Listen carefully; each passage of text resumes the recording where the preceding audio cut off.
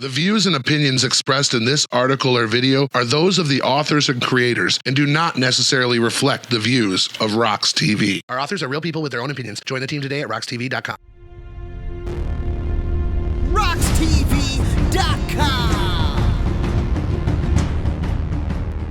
For all the latest underground content, be sure to hit like and hit subscribe. And don't forget to ring the bell. This is the wicked Skip Scarecrow. You're watching RoX-TV. Like, share, and subscribe for all the wicked content. Today, we're going to check out top 10 Tales from the Crypt episodes. Let's get into it. And number 10, For Crying Out Loud. In this episode from Season 2, featuring Lee Ehrenberg as the sleazy Marty Slash, who puts on a phony benefit concert for Save the Amazon Rainforest. As he is trying to leave, he encounters a few problems as his banker shows up, played by Katie Segal, and he murders her. Avoiding a cop, played by Al White, who is simply there to tell him to turn the music down, and arguing with his conscience, voiced by the legendary comedian Sam Kinison. There's no there, Marty. Just me. Who's me? Your conscience. He somehow has to get out with the money without being seen, but this is Tales from the Crypt, so naturally his paranoia gets the better of him. Also featuring a performance by Iggy Pop as himself. Easy.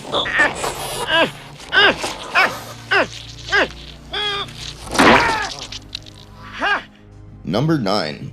Judy, You're Not Yourself Today. In this classic number, also from the second season, we are introduced to Judy, played by Carol Kane, and her husband Donald, played by Brian Kerwin. Now, it's established pretty early on that Donald loves his rifle possibly more than his wife. After his shenanigans start taking a toll on her complexion, she decides to try some face cream from an old Avon lady, who, turns out, is a witch.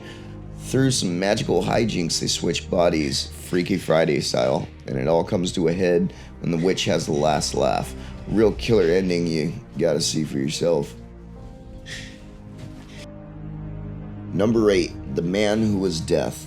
In the very first episode, definitely among the best, the series kicks off with a bang as we follow state executioner Niles Talbot, played by William Sadler. I guess right about now, Charlie Ledbetter's starting to think pretty serious about that Valley of Death. He's thinking about that rubber diaper they give him. Who loses his job throwing the switch when the death penalty is abolished.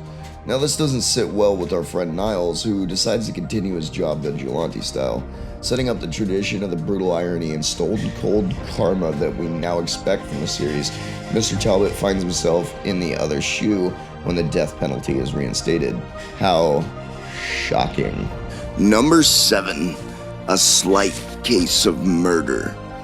This tale from Season 7 follows a famed mystery novelist named Sharon Bannister, played by Francesca Annis, who has a nosy little neighbor, Mrs. Trask, played by Elizabeth Spriggs, who, though she generally finds annoying, is an aspiring writer herself.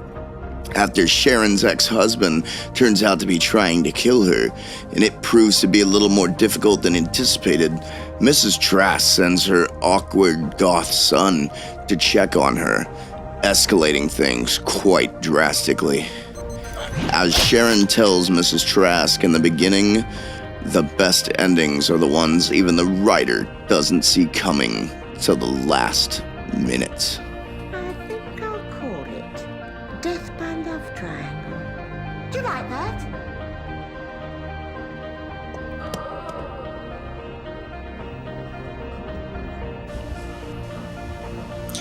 Number 6, The Fatal Caper. In this tale, also from Season 7, we follow Fiona Havisham, hired by Redmond, played by Bob Hoskins, to sort out his dying boss's estate. The problem is, the old man wants it divided between his 3 sons. What exactly does your will say? It says quite simply that the two of you must locate your younger brother within 6 months of your father's demise, if you were to receive your inheritance. What?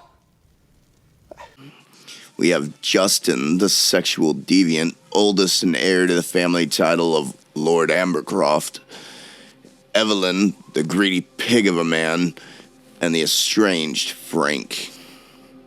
As push comes to shove and a few pranks backfire, it is revealed that their father isn't actually dead, and Fiona knows a lot more about Frank than anyone realizes. Spoiler, she's a guy.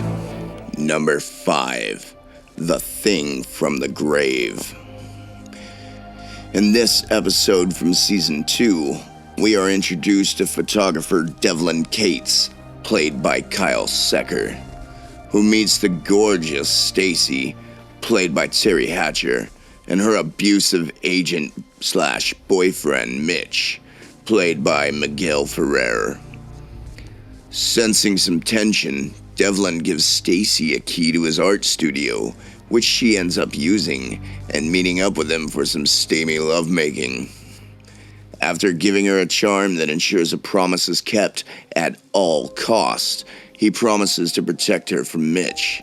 Of course, Mitch finds out and kills him, only to discover the charm has other plans for him.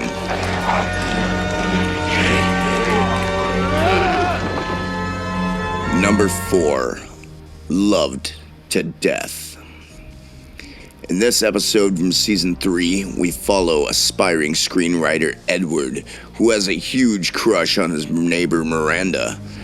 After making a date and standing him up for a guy she met at the bar, he turns to his shady landlord for help.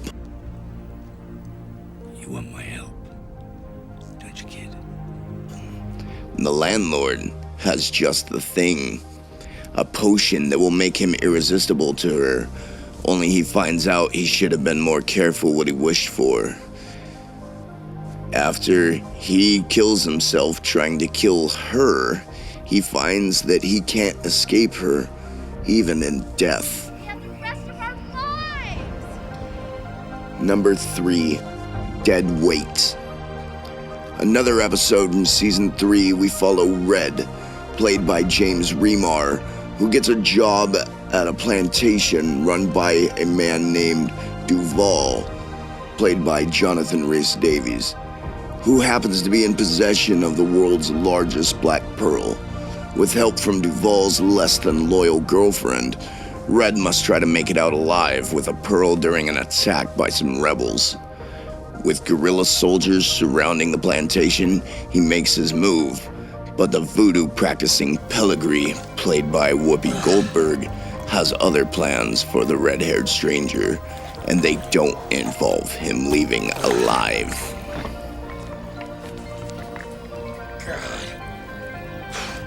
Number 2, Fitting Punishment. In yet another episode from Season 2, we follow Bobby Thornberry, who after the passing of his mom is sent to live with his mortician uncle, Ezra Thornberry.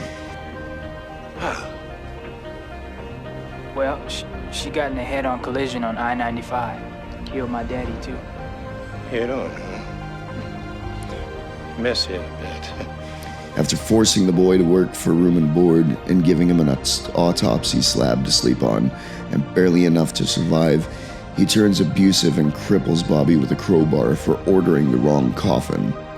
To save himself some money from hospital bills and to make use of the coffin, Ezra kills the boy, but Bobby has the last laugh. Okay, man, my legs. Oh my God. Okay.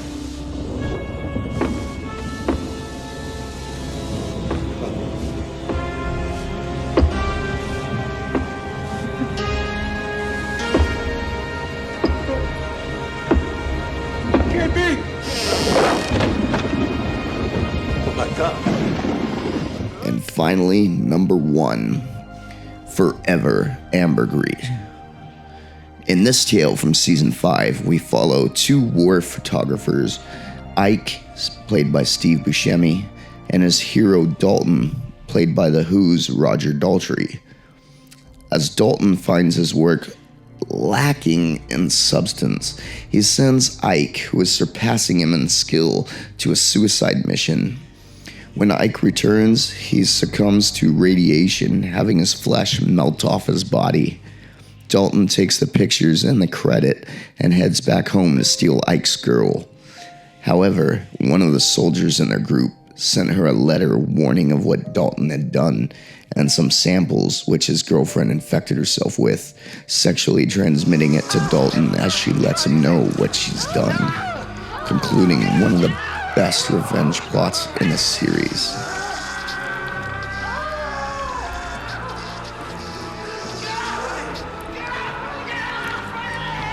This has been the Wicked Skip Scarecrow. Like, share, subscribe, drop down a comments, and we'll catch you in the next one.